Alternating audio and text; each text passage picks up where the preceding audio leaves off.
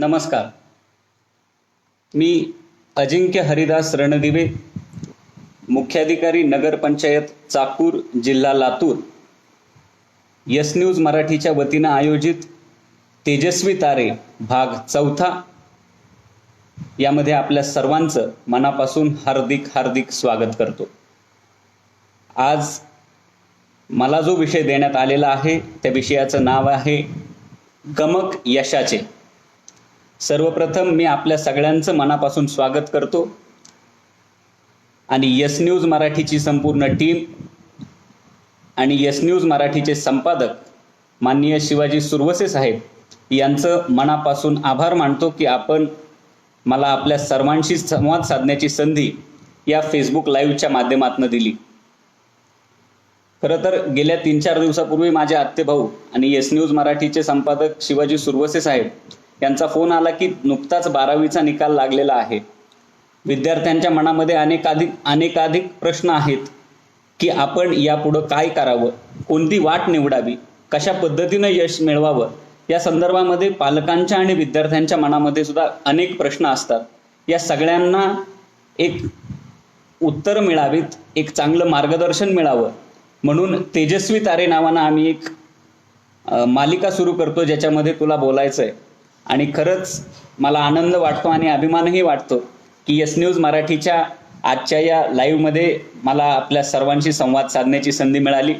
सगळ्यांचं पुन्हा एकदा स्वागत करतो आणि शिवाजी सुरवसे साहेबांचं पुन्हा एकदा मनापासून अभिनंदन आणि आभार मानतो आणि माझ्या विषयाला सुरुवात करतो. आजचा जो विषय मला दिलाय गमक यशाचे, याच्यामध्ये आपण 2 टप्प्यांमध्ये चर्चा करूयात. ज्यामध्ये पहिल्यांदा मी माझं आजपर्यंतचं यश कशा पद्धतीनं मिळवलं हा पहिला टप्पा असेल माझ्या प्रवासाचा, आणि दुसरा जो आजचा खऱ्या अर्थानं विषय मला देण्यात आलेला आहे ज्याच्यामध्ये गमक यशाचे जे काय असणार आहे त्याच्याबद्दल आपण थोडीशी चर्चा करूया. या मनोगताला सुरुवात करताना मला गौरंगा दास यांचं एक खूप माझं आवडतं वाक्य मला आपल्या सगळ्यांना सांगायला आवडेल, ज्यामध्ये ते असं म्हणतात की I am not a product of my circumstances, I am product of my decisions. खऱ्या अर्थानं कोणतीही व्यक्ती ती जो कोणी बनते ते त्याच्या सर्कमस्टन्सेस, त्याच्या परिस्थितीमुळं कधीच बनत नाही. ती बनते त्यानं आयुष्यामध्ये घेतलेल्या निर्णयांमुळं आणि त्यानं केलेल्या कृतींमुळं. त्यामुळं गौरंगा दास यांच्या या वाक्यानं मी आपल्या मनोगताला सुरुवात करतो आणि हा जो मंत्र त्यांनी दिलेला आहे हा सगळ्यांनी उराशी बाळगावा आणि आपल्या ध्येयाप्रत वाटचाल करावी अशी अपेक्षा आपल्या सर्वांकडून बाळगतो. ज्या पद्धतीनं मी सांगितलं की पहिल्या भागामध्ये आपण माझा प्रवास थोडक्यात आजपर्यंतचा काय आहे ते मी आपल्या सर्वांशी सांगेन. तर मित्रांनो, माझं पूर्ण नाव अजिंक्य हरिदास रणदिवे. माझं मूळ गाव अरण, तालुका माढा, जिल्हा सोलापूर हे माझं मूळ गाव. माझे वडील श्री हरिदास रणदिवे सर हे शिक्षक आहेत. माझ्या घरामध्ये माझी आई सौ सुनीता रणदिवे या गृहिणी आहेत आणि 2 बहिणी सुप्रिया आणि समृद्धी असा आमचा परिवार. खऱ्या अर्थानं मी आपल्या सगळ्यांना सांगेन की आज मी जो कुणी आहे, जे यश मी आजपर्यंत मिळवलेलं आहे, या यशाचा जर एकमेव हिस्सेदार, एकमेव मानकरी जर कोणी असेल तर ते माझं कुटुंब आहे असं मी आपल्या सर्वांना गर्वानं सांगू इच्छितो.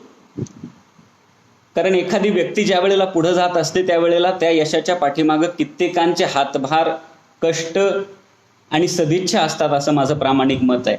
आणि माझ्या बाबतीत जर म्हणाल तर माझं यश हे माझं तर आहेच, पण याही पलीकडं जाऊन माझ्या आईवडिलांचं ते यश आहे असं मी समजेन. कारण आज जो विषय मला दिलाय गमक यशाचे, यशाचं गमक नेमकं काय आहे मला आपल्याला खऱ्या अर्थानं सांगायला आवडेल की हा विषय आणि या विषयावरचं व्याख्यान खऱ्या अर्थानं माझ्या आयुष्यात मी पाहिलेला सर्वाधिक यशस्वी व्यक्ती किंवा जोडी जर म्हटलं तर ते माझे आई वडील आहेत असं मला वाटतं. कारण खरंच यशाच्या परिपूर्ण व्याख्या, सगळ्या स्वरूपाचं यश त्यांनी आजपर्यंत त्यांच्या आयुष्यामध्ये मिळवलं आणि तेही फार प्रतिकूल परिस्थितीतून मिळवलं. त्यामुळं या सगळ्यामध्ये मी माझ्या कुटुंबियांचंही आभार मानतो. मित्रांनो, माझं प्राथमिक शिक्षण जिल्हा परिषदेच्या शाळेमध्ये झालं. अरणच्या संत सावतामाळी महाराजांच्या भूमीतील माझा जन्म. आरणच्याच जिल्हा परिषद प्राथमिक शाळेमध्ये 1ली ते 4थी पर्यंत शिक्षण मी घेतलं. तत्कालीन शिक्षण मंत्री वसंत पुरके साहेब ज्या वेळेला आरणला आले आणि त्यांनी माझ्या शाळेला भेट दिली, त्यावेळेला त्यांनी सांगितलं की माझ्या स्वप्नातील शाळा मला या ठिकाणी बघायला मिळाली. अशा अत्यंत सुंदर आणि चांगल्या प्राथमिक शाळेमध्ये माझं 1ली ते 4थी पर्यंत मराठी माध्यमातून शिक्षण झालं. 5वीला ज्या वेळेला मी आरणच्याच संत सावतामाळी विद्यालयामध्ये प्रवेश घेतला, तेव्हापासून खऱ्या अर्थानं माझ्या सर्व कलागुणांना वाव मिळायला सुरुवात झाली असं मी म्हणेन. मी इयत्ता 5वीमध्ये असताना धनुर्विद्या खेळायला सुरुवात झाली. ज्या वेळेला आपण हा यस न्यूज मराठीचा प्रोमो बघितला, त्यामध्ये असं लिहिलेलं होतं की अष्टपैलू व्यक्तिमत्व, प्रशासनातील तरुण चेहरा, अशा पद्धतीनं जी बिरुद सुरुवातीला यस न्यूज मराठीच्या टीमनं लावली, त्याचं कारण असं आहे की वक्तृत्व असेल, क्रीडा स्पर्धा असतील, शालेय अभ्यासक्रम असेल, सांस्कृतिक कार्यक्रम असतील आणि मग अकॅडमिक्स असेल, या सगळ्यांमध्ये कुठं ना कुठं मला एक चांगलं स्थान तयार करता आलं. त्याच कारणामुळं कदाचित ती सगळी बिरुद यस न्यूज मराठीनं लावली. तर या सगळ्याची सुरुवात जी मुळात झाली तीच आरणच्या संत सावतामाळी विद्यालयातून झाली. मित्रांनो, 5वीमध्ये असताना धनुर्विद्या खेळ सुरू झाला. सोलापूर जिल्ह्यात पहिल्यांदा माझे वडील श्री हरिदास रणदिवे सर यांनी धनुर्विद्या खेळाची सुरुवात केली. त्यांनी स्वतः प्रशिक्षण घेतलं आणि याच प्रशिक्षणातून पुन्हा आम्हा सर्वांना त्यांनी कोचिंग केलं. मला सांगायला अभिमान वाटेल की आज माझ्या गावात जवळपास 200 राष्ट्रीय पातळीवरचे धनुर्विद्या खेळाडू आहेत आणि पदक विजेते आहेत. मुळामध्ये आरणसारख्या ग्रामीण भागातून जिथं धनुर्विद्या ह्या खेळाचा काहीही संबंध नाही, अशा ठिकाणी एखादा नवीन खेळ घेऊन येणं, धनुर्विद्येसारखा महागडा खेळ घेऊन येणं आणि तो यशस्वीपणे रुजवणं, हेच खऱ्या अर्थानं आपल्याला लगेचच यशाचं उदाहरण म्हणता येईल, जे माझ्या वडिलांनी घालून दिलं. मग 5वीमध्ये असताना धनुर्विद्या खेळायला सुरुवात झाली. शालेय अभ्यासक्रम ज्या वेळेला नवीन शैक्षणिक वर्ष सुरू व्हायचं, त्यावेळेला माझ्या घरामध्ये आमच्या सर्वांचा एक मीटिंग व्हायची, ज्यामध्ये आम्ही सर्वजण बसवायचो आणि ठरवायचो की या वर्षी आपल्याला काय मिळवायचं आहे, या वर्षीचं आपलं ध्येय काय असलं पाहिजे, या वर्षीचं आपलं टार्गेट काय असलं पाहिजे. मग ज्या वेळेला आपण नवीन वर्ष सुरू होतं त्यावेळेला नवीन वह्यांची खरेदी करतो, त्यावेळेला प्रत्येक वर्षी त्या वहीच्या पहिल्या पानावरती आम्ही लिहून घ्यायचो ह्या वर्षाचं एम काय आहे. मग 7वीमध्ये असताना मला आठवतंय, 7वीमध्ये असताना मी वहीच्या पहिल्या पानावर मोठ्या अक्षरात लिहिलं होतं, महाराष्ट्र चॅम्पियन अजिंक्य रणदिवे. ज्या ज्या वर्षी आपलं नवीन वर्ष असेल त्या वेळेला प्रत्येकानं एक ध्येय ठेवलं पाहिजे आणि मग त्या ध्येयाच्या अनुसरून आवश्यक असणारी कृती आपण केली पाहिजे, असा विश्वास आमच्या सगळ्यांचा होता. आत्ता 12वीचा निकाल लागला. बऱ्याच जणांना फार चांगले मार्क्स मिळाले, बऱ्याच जणांना मनासारखे मार्क मिळाले नसतीलही, पण त्यामुळं काही कोणी खचून जाऊ नये असं माझं मत आहे. कारण माझ्या माहितीत, माझ्या बघण्यात बरेचसे जण जे आले त्यांना काहीतरी कुठंतरी कमी मार्क्स पडलेत, अशा टाईपची थोडीशी तक्रार होती किंवा थोडासा नाराजीचा सूर होता. पण मला आपल्याला सांगायला आवडेल, एक वेळचं तुमचं अपयश तुमचं भवितव्य कधीच निश्चित करत नाही. तुम्हाला आता भलेही तुमच्या अपेक्षेपेक्षा कमी मार्क्स पडले असतील, तरीही तुमचा भविष्यकाळ ते मार्क्स ठरवणार नाहीत. फक्त ते करत असताना तुमच्या मनामध्ये असलेली जिद्द, चिकाटी आणि त्यासाठी करायच्या अपार मेहनतीची तयारी आपल्या सर्वांच्या मनामध्ये असणं अपेक्षित आहे. 7वीमध्ये असतानाचा माझा एक किस्सा मी आपल्या सगळ्यांना सांगेन. 7वीमध्ये स्कॉलरशिपच्या तयारी असतात. सर्वच जण या सगळ्या तयारीमध्ये गुंतलेले असतात. मीही स्कॉलरशिपला बसलो होतो, पण त्याच वर्षी ते आमचं जे दरवर्षीचं मिशन ठरलेलं होतं त्याच्यामध्ये आम्ही ठरवलं होतं की यावर्षी महाराष्ट्र चॅम्पियन बनायचं आहे. त्यामुळं मग स्कॉलरशिपचा तयारीचा अभ्यास थोडासा तुलनेनं कमी झाला आणि त्याचा परिणाम म्हणून स्कॉलरशिपच्या परीक्षेमध्ये गणित विषयात मी नापास झालो. ज्यांना ज्यांना कमी मार्क्स पडलेत त्यांनी मनाला सावरून घ्या, कारण जो व्यक्ती स्कॉलरशिपमध्ये नापास झालेला आहे तो आज तुम्हाला सांगतोय की यशाचं गमक काय असणार आहे. मी फार यशस्वी झालोय असंही माझं मत नाही, पण आजपर्यंतचा जो माझा अनुभव आहे तो मी आपल्याला शेअर करतोय. कारण मार्क्स कमी पडले काय किंवा तुम्ही नापास झाले काय फारसा काही फरक पडत नाही. यंदाच्या MPSCच्या परीक्षेमध्ये माझा एक मित्र DYSP झालेला आहे, चैतन्य कदम असं त्यांचं नाव आहे. पठ्ठ्याला 12वीमध्ये 55% मार्क होते. या वर्षीच्या MPSCच्या परीक्षेमध्ये तो DYSP रँकमधून पहिला आलेला आहे. तुम्हाला मार्क्स किती पडते त्यावर तुमची भविष्यातली वाटचाल ठरत नाही मित्रांनो. तुम्ही किती तयारी करताय, तुमची कष्ट करण्याची किती तयारी आहे, त्यावर आपलं पुढचं भवितव्य ठरत असतं. स्कॉलरशिपला भले त्या वर्षी मी नापास झालेलो असेन, पण त्या वर्षीचं जे माझ्या वहीतलं टार्गेट होतं त्या वर्षाचं, महाराष्ट्र चॅम्पियन अजिंक्य रणदिवे, हे मी त्याच वर्षी साध्य केलं. महाराष्ट्रामध्ये 14 वर्षाखालील गटामध्ये मी पहिला आलो आणि महाराष्ट्र चॅम्पियन म्हणून माझा सन्मान झाला. 10वीची परीक्षा आली. 10वीमध्ये फोकस क्लिअर होता की यावर्षी खेळाकडे जास्त लक्ष नाही द्यायचं, यावर्षी अभ्यासाकडे थोडंसं चांगलं लक्ष देऊ. त्या हिशोबानं तयारी केली आणि 10वीला 88.76% मार्क्स मला मिळाले. ज्या वेळेला 10वीची परीक्षा झाली, निकाल आले, त्यावेळेला ग्रामीण भागातील किंबहुना सर्वांचाच ट्रेंड असा राहतो की आता चांगले मार्क्स पडलेत म्हटल्यानंतर आपण सायन्सला जाऊ, इंजिनिअरिंग करू, डॉक्टर करू, मेडिकल क्षेत्रामध्ये ॲडमिशन घेऊ, अशा पद्धतीचा सर्वांचा एक कल राहतो. पण माझा कल पाहता मी आणि माझ्या पालकांनी असा निर्णय घेतला की आपण कला शाखेला ॲडमिशन घेऊया, जेणेकरून आपल्यामध्ये असलेली वेगवेगळ्या कलागुणांना वाव पण मिळेल आणि आपल्याला जे भविष्यामध्ये करायचं आहे, जे प्रशासनामध्ये यायचं आहे, त्याच्यासाठी चांगला वेळ पण मिळेल आणि त्याची पूर्वतयारी आर्ट्समुळे आत्तापासूनच होऊ पण राहील. मग या सगळ्यामध्ये 88.76% मार्क्स मिळालेत म्हटल्यानंतर मग सोलापूरला ॲडमिशन घ्यायचं ठरलं.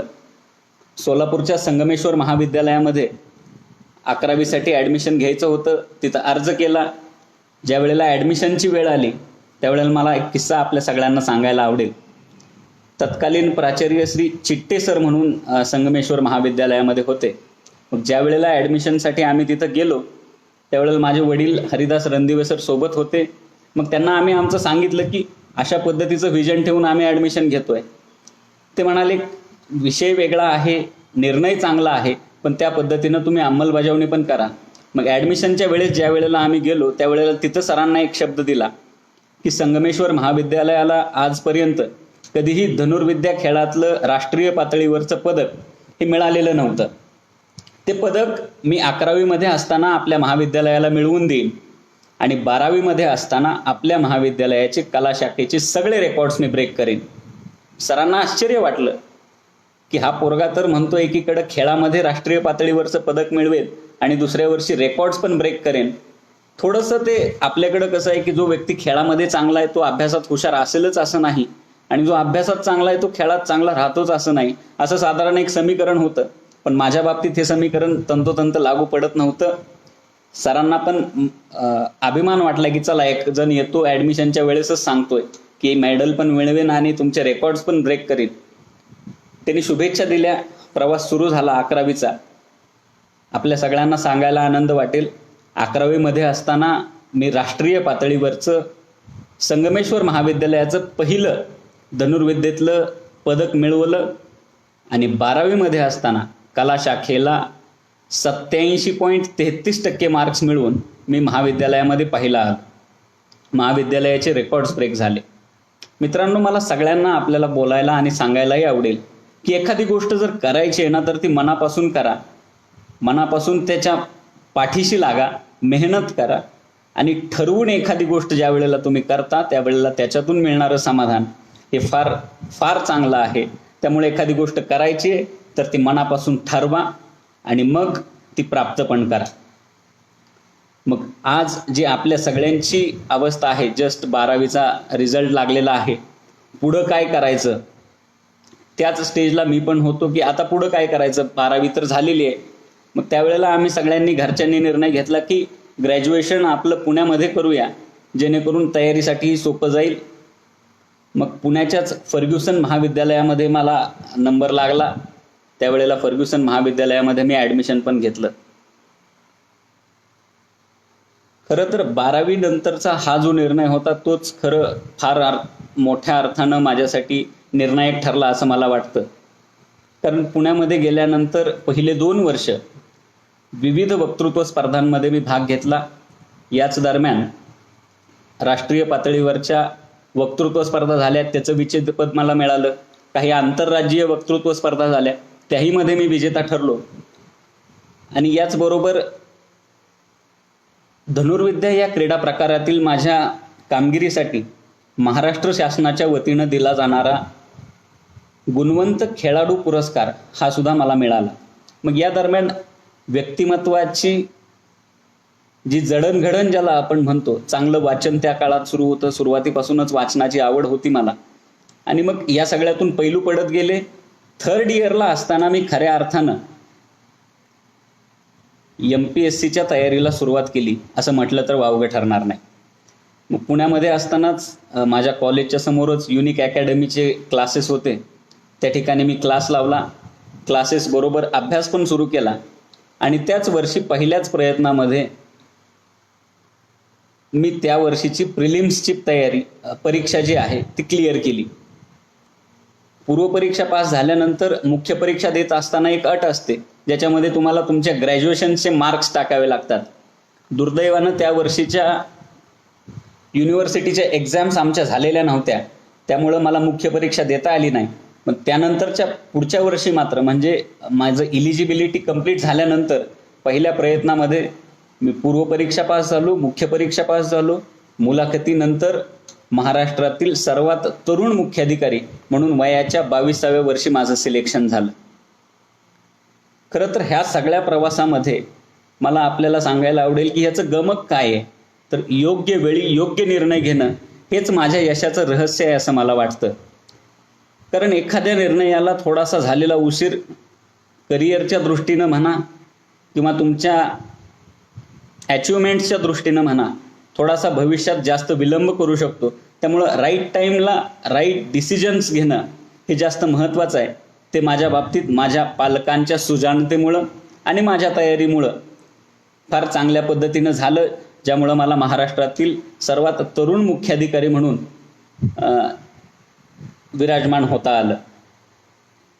या सगळ्या परिस्थितीनंतर ज्या वेळेला सिलेक्शन झालं, गेल्या 4 वर्षापासून लातूर जिल्ह्यामध्ये मी नगरपालिका मुख्याधिकारी म्हणून काम करतोय आणि माझा प्रवास अजूनही पुढचा चालूच आहे. तर अशा प्रकारे थोडक्यात मी आपल्या सर्वांना माझा प्रवास सांगितला. आता आपल्या सर्वांना असं वाटत असेल की माझ्याही मुलानं किंवा मी स्वतः 12वीच्या नंतर स्पर्धा परीक्षांची तयारी करावी, प्रशासनामध्ये काम करावं. आपला जर हा विचार असेल तर गेल्या काही दिवसांपूर्वीच येस न्यूज मराठीच्या पहिल्या भागामध्ये IAS रमेश घोलप यांनी अत्यंत सुंदर मार्गदर्शन त्यावरती केलेलं आहे. आपण पुन्हा एकदा ते पाहावं आणि तिथून प्रेरणा घ्यावी आणि आपलं कष्ट करून आपलं जे इप्सित ध्येय आहे ते गाठावं. फक्त या सगळ्यामध्ये जे MPSC UPSC आणि स्पर्धा परीक्षांची तयारी करणारे विद्यार्थी आहेत, पालक आहेत, त्यांना मी फक्त एकच गोष्ट सांगेन की ज्या वेळेला तुम्ही हे क्षेत्र निवडाल त्यावेळेला पालकांची जबरदस्ती त्या पाल्यावरती व्हायला नको. जर विद्यार्थ्याला, तुमच्या पाल्याला खरंच प्रशासनाची आवड असेल, त्याची मनातून इच्छा असेल, तर निश्चित पद्धतीनं त्यांना यश प्राप्त करता येईल. पण बळजबरी त्याची इच्छा नसताना केवळ आपला मुलगा अधिकारी व्हावा या भावनेनं तुम्ही त्याच्यावरती कोणताही निर्णय लादू नका. आणि जे विद्यार्थी मित्र स्वतः तयारीनं, स्वतःच्या इच्छेनं हे सगळं क्षेत्र संपादित करण्यासाठी प्रयत्न करणार आहेत, यांनाही एक छोटंसं सजेशन आहे की आपण प्लॅन B तयार ठेवा. म्हणजे काय होईल की स्पर्धा परीक्षांच्या बाबतीमध्ये सक्सेस रेशो फार कमी आहे. जेवढे विद्यार्थी परीक्षेला बसतात त्यापैकी फार थोडे पोस्ट असतात ज्याच्यावरती हे सगळं सिलेक्शन करायचं असतं. त्यामुळं सिलेक्शनपेक्षा रिजेक्शनचा रेट जो आहे तो जास्त आहे. त्यामुळं समजा दुर्दैवानं जर आपल्याला पोस्ट नाही मिळाली तर सफर होण्यापेक्षा आपल्याकडे एखादा प्लॅन B असावा, ज्याच्या अनुषंगानं आपण मग भविष्यामध्ये दुसऱ्या क्षेत्रामध्ये सुद्धा आपल्याला हवं असलेलं ध्येय गाठू शकू. मित्रांनो, हा सगळा प्रवास सांगितल्यानंतर आपण आजच्या व्याख्यानाच्या मूळ विषयाकडे येऊया असं मला वाटतं, ज्याचं नाव गमक यशाचे असं आहे. खरं तर ज्या वेळेला आपण समाजामध्ये फिरतो त्यावेळेला एखाद्या व्यक्तीकडं बोट दाखवून बरेच जण म्हणतात की आयुष्यात फार यशस्वी झालेला आहे, हा फार मोठा माणूस आहे, ह्यानं फार चांगलं यश मिळवलेलं आहे. यश हा शब्द आपण दिवसातून कित्येक वेळा ऐकतो, पण मित्रांनो खरंच यश म्हणजे काय हो? एखाद्या मोठ्या पदावर बसणं म्हणजे यश आहे का? किंवा फार मोठा गाडी बंगला असणं म्हणजे यश आहे का? फार मोठी जमीन असणं म्हणजे यश आहे का हो?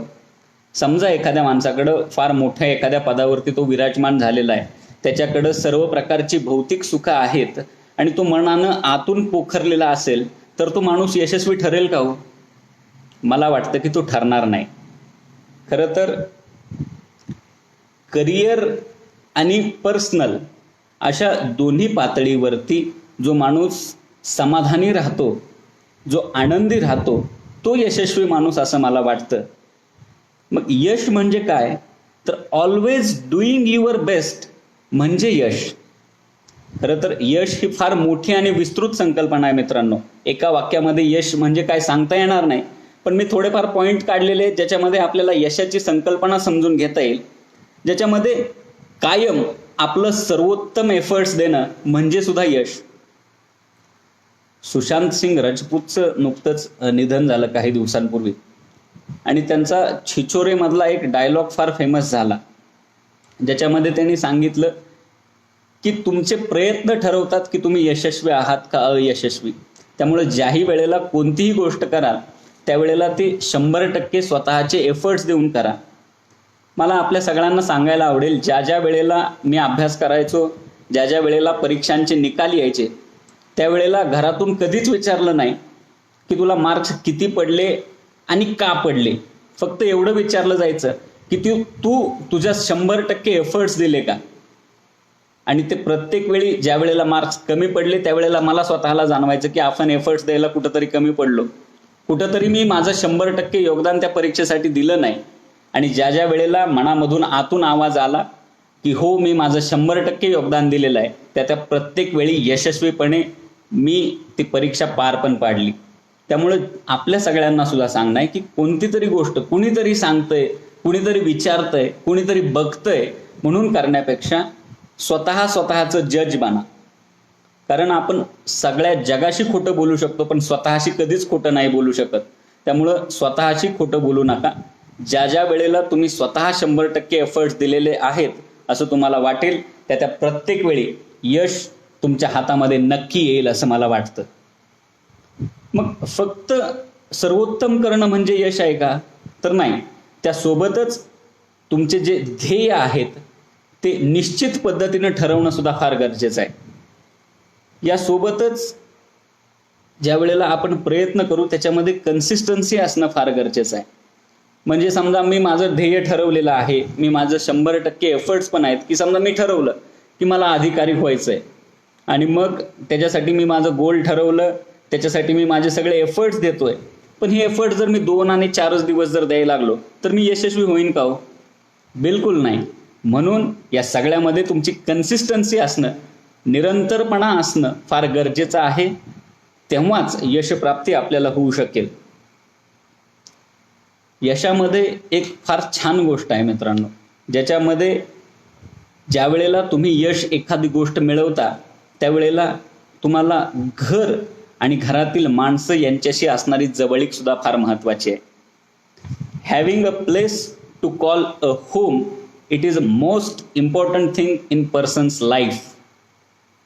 म्हणजेच ज्या वेळेला तुम्ही सगळी यश मिळवता, तुमच्या हाताशी सर्व सुख असतात, त्यावेळेला तुमच्या पाठीशी हक्कानं गप्पा मारता येईल असे कुटुंबातील सदस्य आणि मित्र असणं हे फार गरजेचं आहे मित्रांनो. कारण एक वेळ अशी येते ज्या वेळेला तुमच्यापाशी सर्व भौतिक साधनं आहेत, पण ते उपभोगण्यासाठी तुमच्या जीवाभावाची माणसंच जर नसतील तर ते यश हे खऱ्या अर्थानं अपयशच ठरेल. त्यामुळं ते घर नावाची संकल्पना आणि मित्र हे तुमच्यापाशी सातत्यानं चांगले आयुष्यभर राहतील, यासाठी आपण सगळ्यांनी प्रयत्न गरजेचा आहे. हे सगळं करत असताना स्वतःवरती विश्वास असणंही फार महत्वाचं आहे. निश्चितच तो विश्वास आत्मविश्वास हा अति आत्मविश्वास ठरू नये, पण स्वतःवरती पुरेशा प्रमाणामध्ये विश्वास असणं गरजेचं आहे. आत्मविश्वासाचा आणि अति आत्मविश्वासाचा किस्सा मला आठवतो. मला आठवते ज्या वेळेला मुलाखत देऊन मी पुण्यावरून घरी आलो, त्यावेळेला माझी राज्यसेवेची मुलाखत झाली. काही दिवसाची सुट्टी म्हणून मी घरी आलो आणि मग 2-4 दिवस राहिल्यानंतर ज्या वेळेला मी परत पुण्याला जायला निघालो, त्यावेळेला मी, माझे पप्पा, बहीण आम्ही सगळेजण बसलो होतो. त्यावेळेला आमची चर्चा चालू होती की आता तर माझा रिझल्ट येईल, पुढच्या वेळेस ज्या वेळेला मी घरी येईल त्यावेळेला तर माझा रिझल्ट लागलेला असेल आणि माझं सिलेक्शन पण झालेलं असेल.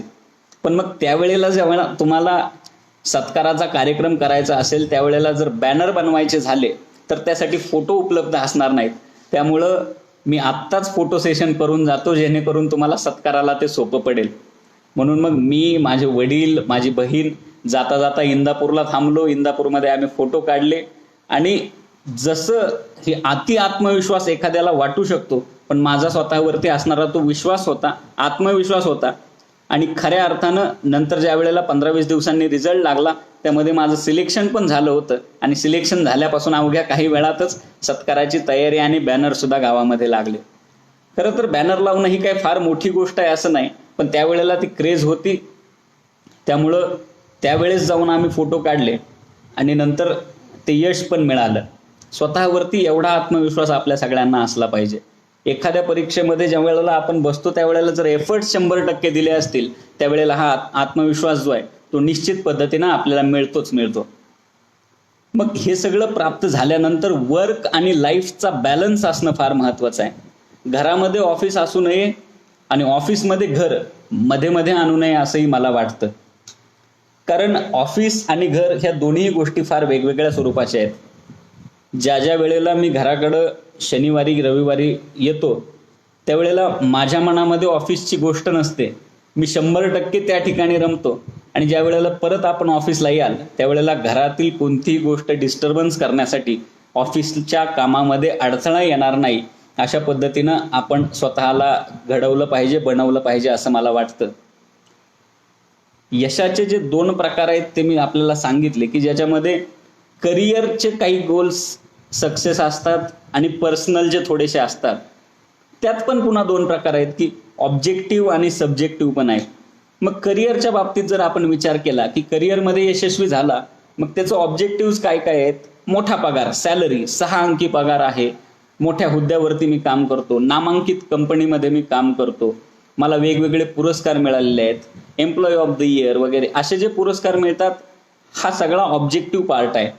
पण खऱ्या अर्थानं त्याची जी दुसरी बाजू, जे सब्जेक्टिव्ह गोल्स आहेत, त्याच्यामध्ये मला असं वाटतं की त्याच्यामध्ये एन्जॉयमेंट ऑफ वर्क हवा आहे. म्हणजे काय तर एखाद्या पदावरती तुम्ही काम करताय, एखाद्या कंपनीतल्या, एखाद्या प्रशासनातल्या किंवा कोणत्याही व्यवसायातल्या एखाद्या पदावरती ज्या वेळेला आपण काम करतो त्यावेळेला आपला पगार, आपला पद, आपलं प्रेस्टीज, आपले अवॉर्ड्स याही पलीकडे जाऊन तुम्हाला मिळत असलेलं जॉब सॅटिस्फॅक्शन जे आहे ते जास्त महत्त्वाचं आहे असं मला वाटतं. कारण जर तुम्ही करत असलेल्या कामामध्ये आपल्याला जर आनंद मिळत नसेल तर ते काम आपल्याला आनंद देतं असं मला वाटत नाही. त्याच्यामध्ये आपण 100% प्रयत्न आणि योगदान देतो असंही त्याचा अर्थ होत नाही. त्यामुळं तुमचं job satisfaction, enjoyment of work, तुमचं तुमच्या सहकार्यांशी असलेलं चांगलं नातं आणि एक चांगलं मिशन घेऊन ज्या वेळेला आपण काम करतो त्यावेळेला खऱ्या अर्थानं करिअरमध्ये आपण यशस्वी झालो असं मला वाटतं. याच पद्धतीनं पर्सनल लाईफमध्ये पण आहे, ज्याच्यामध्ये ऑब्जेक्टिव्हचा जर आपण विचार केला तर फिजिकल ॲबिलिटीज वाढवणं. समजा मला एखाद्याला मॅरेथॉनचा शौक आहे तर मॅरेथॉनमध्ये 10 किलोमीटर पळणं, सायकलिंग करणं, एक्सरसाइज करणं याचे गोल्स असतील तर ते ऑब्जेक्टिव्हमध्ये येतील. कम्युनिटी इन्व्हॉल्वमेंट असेल, ज्याच्यामध्ये आपण समाजामध्ये, सामाजिक उपक्रमांमध्ये आणि समारंभांमध्ये चांगल्या पद्धतीनं मिसळणं असेल, तुमच्या पाल्यांच्या इव्हेंट्समध्ये सहभागी होणं असेल आणि त्याच्यानंतर ज्या वेळेला रिटायरमेंट येईल त्यावेळेसच्या सेव्हिंग्ज आणि आराम, या सगळ्या गोष्टी ह्या ऑब्जेक्टिव्हमध्ये येतील. पण याच्याही पलीकडे दुसरी बाजू, जशी करिअरच्या याला आपण सब्जेक्टिव्हची सांगितली तशीच पर्सनलला पण आहे मित्रांनो, ज्याच्यामध्ये तुमच्या पर्सनल अचिव्हमेंट्स बरोबरच तुमचं एक हॅपी मॅरेज असणं गरजेचं आहे. बऱ्याचदा असं होतं की पार्टनर्स आहेत पण ते मनानं एकत्र असतातच असं नाही. त्यामुळे एक सुखी आणि आनंदी मॅरेज असावं, वेल ॲडजस्टेड चिल्ड्रन्स असावे, ज्याच्यामध्ये भविष्यात ज्या वेळेला आपण आयुष्यात पुढं सरकतो त्यावेळेला आपल्या यशाबरोबरच आपल्या पाल्यांचं यश सुद्धा फार मॅटर करतं. ज्या विद्यार्थ्यांचे आता 12वीचे रिझल्ट लागले, त्या पालकांची ही स्टेज आहे की त्यांनाही हेच वाटतंय की आपल्याला यशस्वी व्हायचं असेल तर आपल्या विद्यार्थ्यांनी, आपल्या पाल्यांनी आयुष्यामध्ये चांगल्या पद्धतीनं सेटल व्हावं, त्यांचे रिलेशन्स चांगले असावे.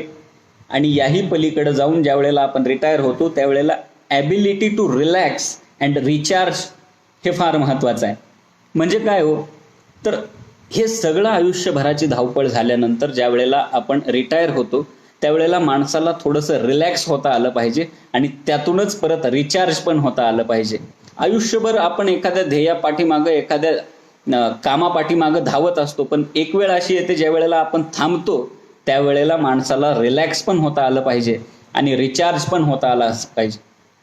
या सगळ्या गोष्टी ज्या वेळेला मी बघतो त्यावेळेला या सगळ्यामध्ये मला माझ्या आईवडिलांचं लाईफ हे फार परफेक्टली बसलं आहे असं मला वाटतं. कारण त्यांची मुलं चांगले ॲडजस्टेड आहेत, त्यांचं हॅपी मॅरेज आहे, त्यांचे रिलेशनशिप्स चांगले आहेत आणि त्यांच्याकडं रिलॅक्स आणि रिचार्ज होण्याची ॲबिलिटी पण आहे.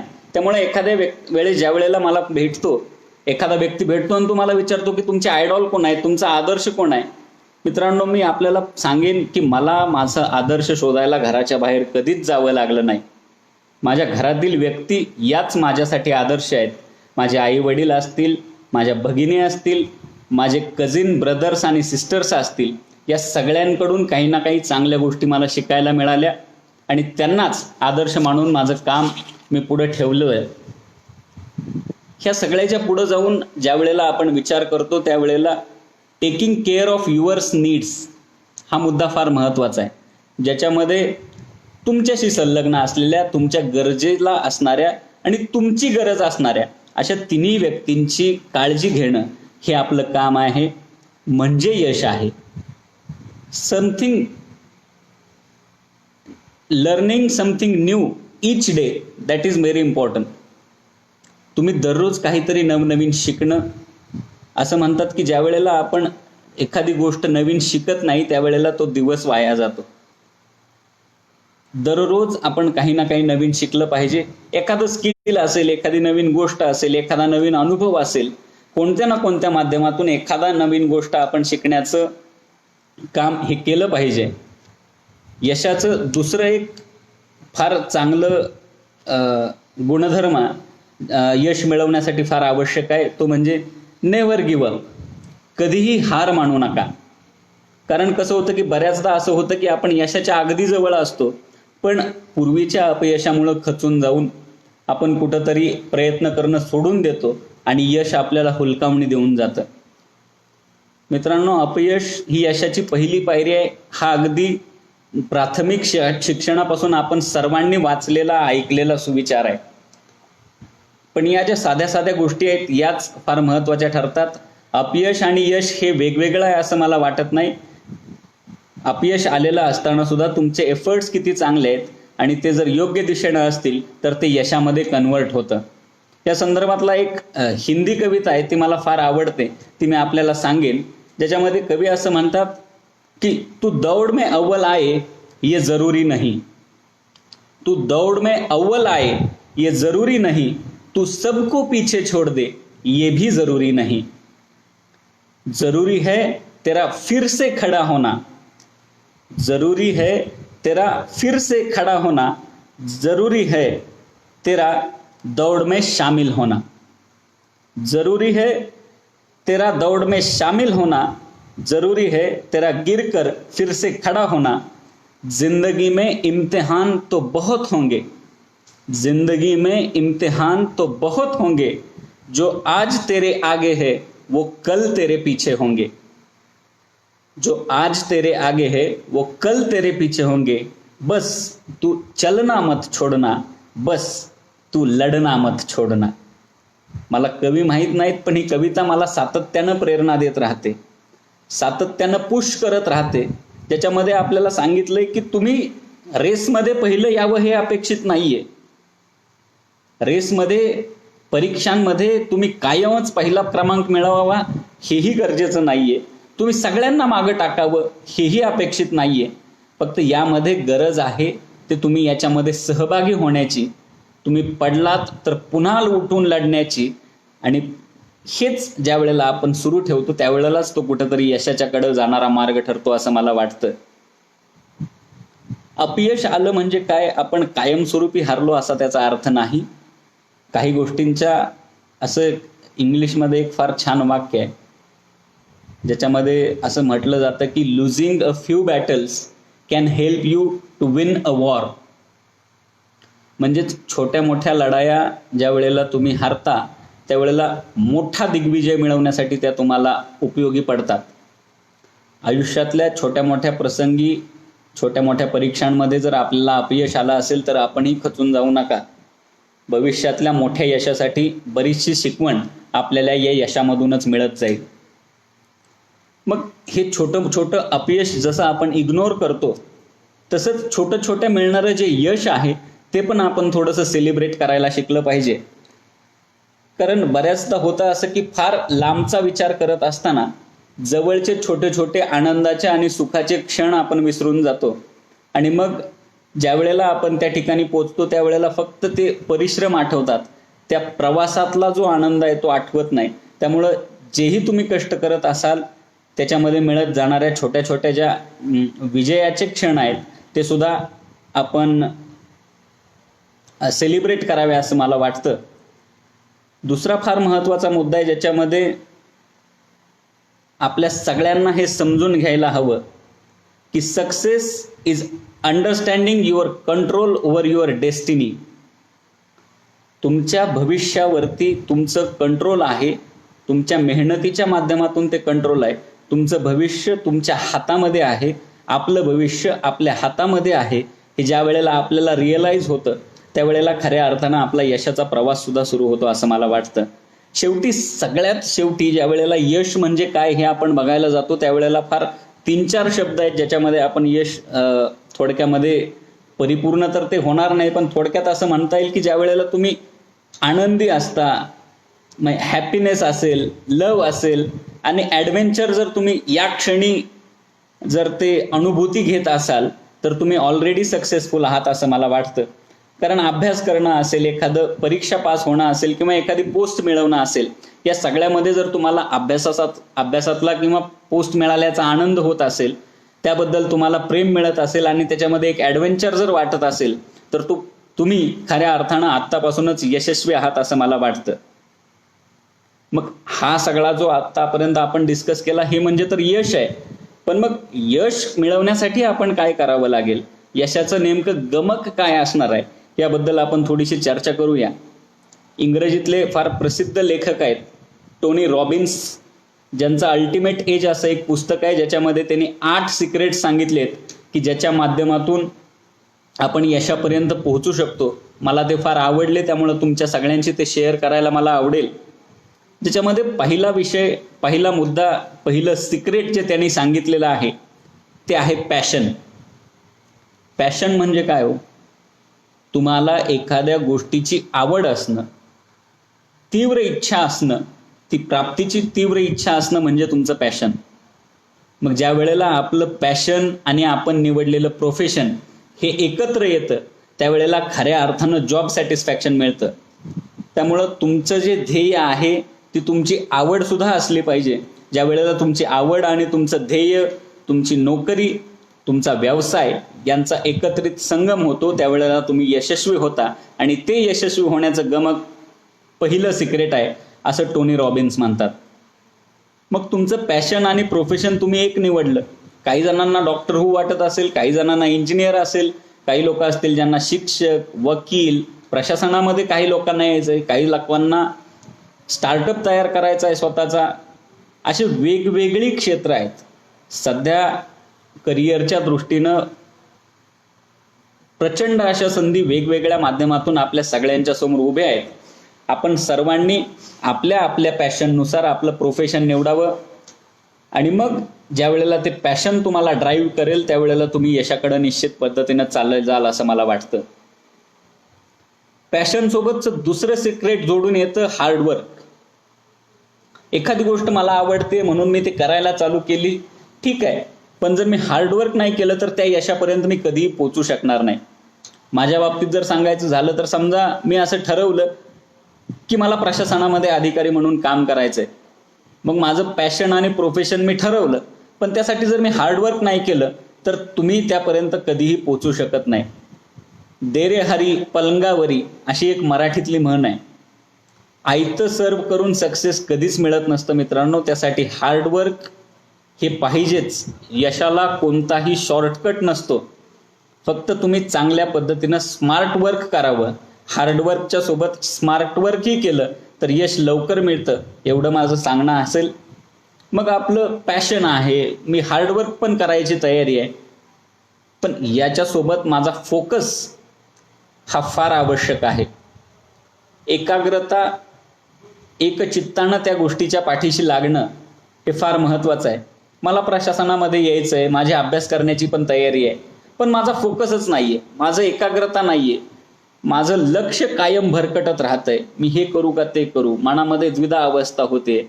वडील म्हणतायत इकडे MPSC कर, मला तर वाटतंय की मी इकडं चांगला शेफ बनावं किंवा चांगला पत्रकार बनावं.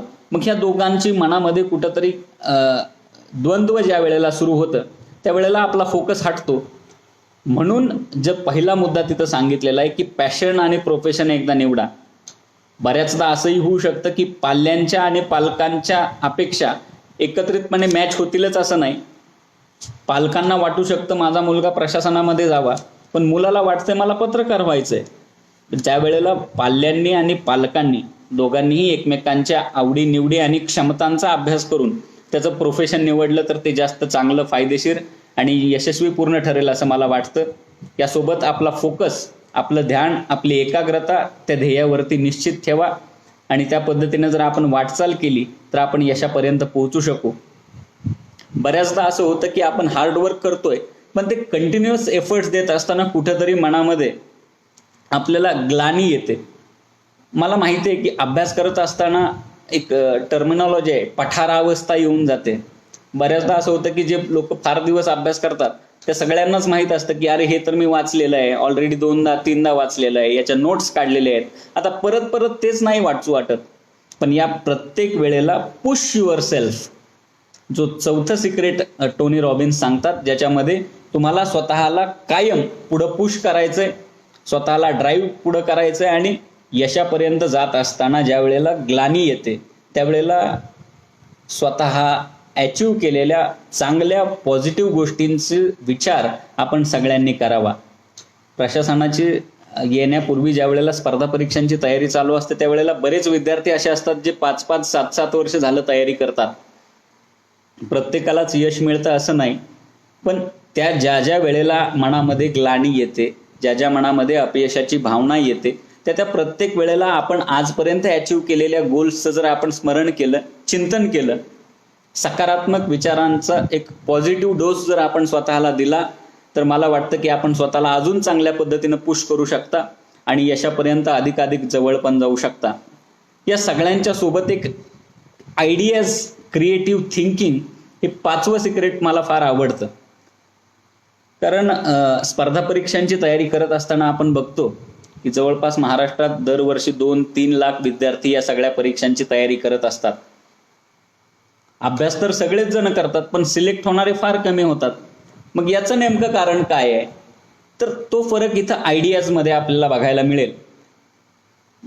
विजेते कोणतीच गोष्ट नवीन करत नाहीत, फक्त ते प्रत्येक गोष्ट नाविन्यतेने करतात. असं एक फार सुंदर वाक्य आहे.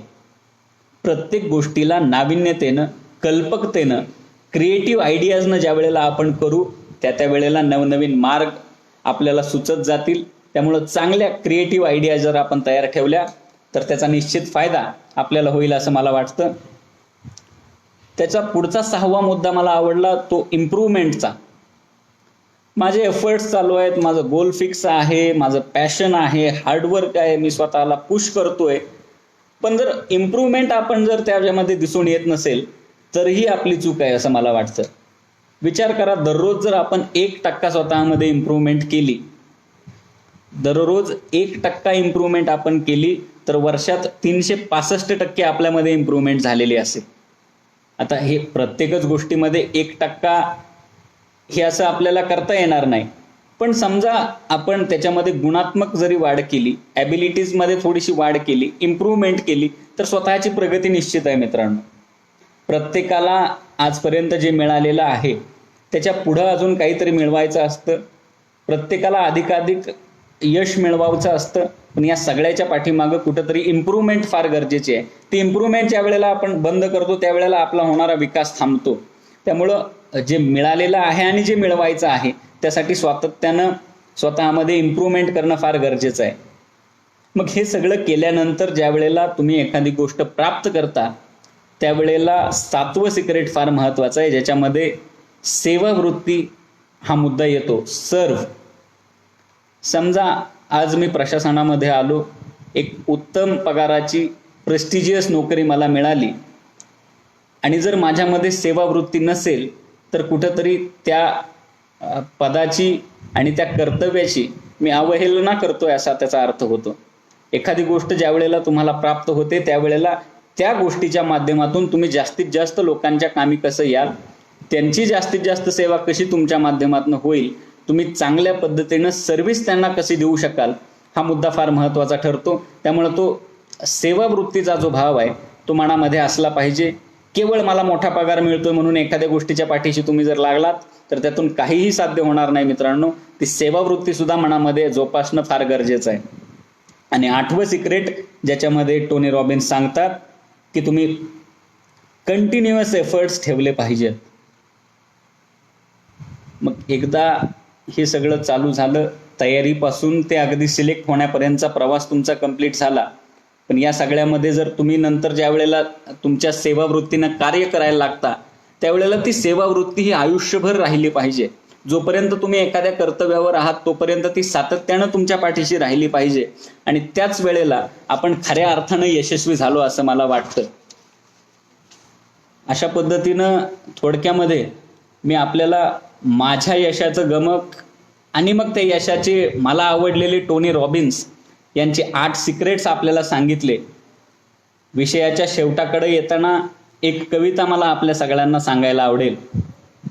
माझी लहान बहीण समृद्धी रणदिवे ही कवयित्री आहे आणि तिनं गेल्या काही वर्षापूर्वी मंत्र यशाचे या नावानं एक कविता केली आहे, जी मला फार आवडते. ज्या ज्या लोकांनी ही कविता आवडली त्या सगळ्यांना ही कविता कायमच प्रेरणा देते. मला आशा आहे ती आपल्या सगळ्यांना सुद्धा ती प्रेरणा देत राहील. कवितेचं नाव आहे मंत्र यशाचे. मिळविता येत नाही असे नसतेच काही, मिळविता येत नाही असे नसतेच काही, प्रयत्नाने सततच्या साध्यते होत जाई. मला हे जमत नाही असे नसतेच काही, मला हे जमत नाही असे नसतेच काही, समरस त्यात होता सर्व उमजून येई. पचविता येत नाही असे नसतेच काही, पचविता येत नाही असे नसतेच काही, मनी संयम ठेवा काळ उपचार होई. सोडविता येत नाही अशी समस्याच नाही, सोडविता येत नाही अशी समस्याच नाही, सचोटी प्रयत्नांची उत्तराप्रत नेई, सचोटी प्रयत्नांची उत्तराप्रत नेई. मिळविता येत नाही, मला हे जमत नाही, पचविता येत नाही, सोडविता येत नाही, असे नसतेच काही, असे नसतेच काही. खऱ्या अर्थानं मला वाटतं की हा खरंच यशाचा मंत्र आहे, ज्याच्यामध्ये आपल्याला हे मिळवता येत नाही, मला हे जमत नाही, मला हे पचविता येत नाही आणि मला हे सोडवता येत नाही अशी कोणतीही गोष्ट नाही मित्रांनो. या जगामध्ये जर तुमचा स्वतःच्या कार्यावरती आणि मनगटावरती विश्वास असेल आणि मनामध्ये उदार आणि स्वच्छ हेतूनं कार्य करण्याची जर तुमची तयारी असेल तर मला वाटतं की तुम्ही इप्सित जे गोल तुमचं ठरवलेलं आहे ते निश्चित पद्धतीनं तुम्ही हे स्वतःपर्यंत प्राप्त करून घ्याल. पुन्हा एकदा मी यस न्यूज मराठी आणि शिवाजी सुरवसे साहेबांच्या आणि त्यांच्या सगळ्या टीमचं मनापासून आभार मानतो की त्यांनी आज मला या फेसबुक लाईव्हच्या माध्यमातून आपल्या सगळ्यांशी सुसंवाद साधण्याची संधी या निमित्तानं दिली. या भाषणाचा शेवट करताना मी पुन्हा एकदा एक हिंदी कविता म्हणेन, ज्याच्यामध्ये तुमच्या नीड्स आणि वॉन्ट्स याच्यामधला थोडासा फरक सांगेन आणि मी माझ्या मनोगताची सांगता करेल, ज्याच्यामध्ये असं म्हटलंय की उन्हें कामयाबी में सुकून मिला तो वो दौड़ते चले गए, उन्हें कामयाबी में सुकून मिला तो वो दौड़ते चले गए, हमें सुकून में कामयाबी मिली तो हम ठहर गए। ख्वाहिशों के बोझ में बशर तू क्या क्या कर रहा है, ख्वाहिशों के बोझ में बशर तू क्या क्या कर रहा है, इतना तो जीना भी नहीं जितना तू मर रहा है। त्यामुळे आपल्या नीड्स या लिमिटेड ठेवा। तुमच्या उज्ज्वल यशासाठी, तुमच्या यशस्वी होण्यासाठी आपल्या सगळ्यांना माझ्या मनापासून हार्दिक हार्दिक शुभेच्छा। धन्यवाद। जय हिंद।